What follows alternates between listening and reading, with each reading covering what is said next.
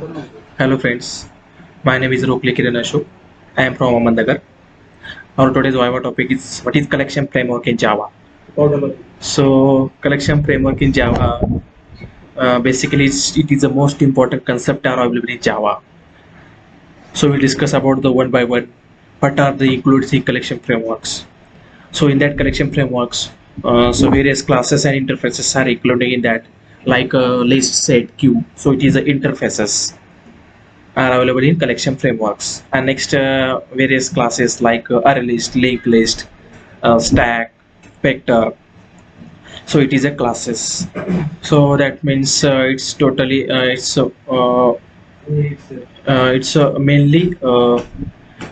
mainly available the various classes and interface, like we have discussed about the one by one. First of all, list. So list is contain the duplicates elements. It's maintain the insertion order. Okay, and it's also contain including in list interface. And then next is a list is a list is a already is a it is a interface. Set, it is a interface. So set contains only unique elements. It does not contain duplicate elements. So it does not maintain the insertion order. That it is a set. And then next is a queue. So it's entering the elements order is first in first out.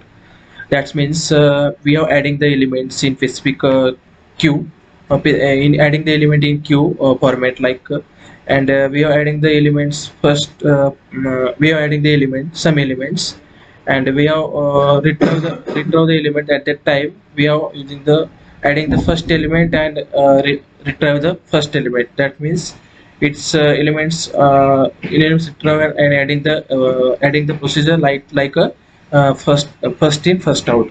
And then second is a R list.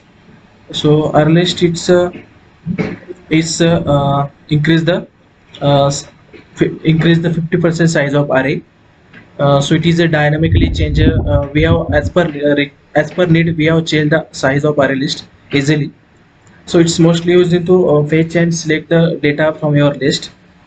And so array list maintain the insertion orders. It can be contain the duplicate elements. So it is a array list. Next is a linked list. So linked list is easy to manipulate. Manipulation is easily because of we are adding the some elements in your linked list easily, because that's why because of it has no shifting requires. That means we will check the elements one by one, and then we are going to the particular position in linked list. So in that linked list does not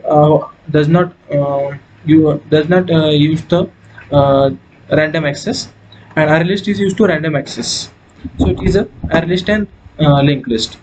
So next is a hash map and hash table. So hash map and hash table, so it is basically concept in collections. Hash map contains only one null key or multiple null values, and it's inherent to abstract map class, and also it is a non-synchronized. That's why it is a non-thread set. So it is a hash map, hash set, and hash map. And hash table, it is a to maintain the it does not contain any null key or null values, as well as it's a inherent to dictionary class. And hash table, it's synchronized. That's why it is a thread set. So it is a hash map and hash tables. So it is a next is a uh, next uh, next next is a tree set. So tree set, it means is does not contain any duplicate values.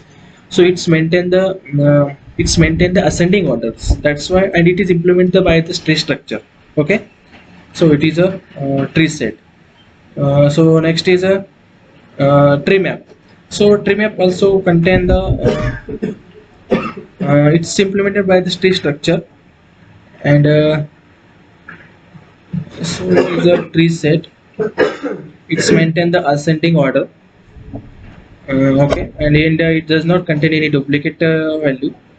It's contain only unique key. Uh, then next is a so it is a collection frameworks, and in that collection frameworks the various concept are including. Uh, so thank you for watching my videos. Thank you so much.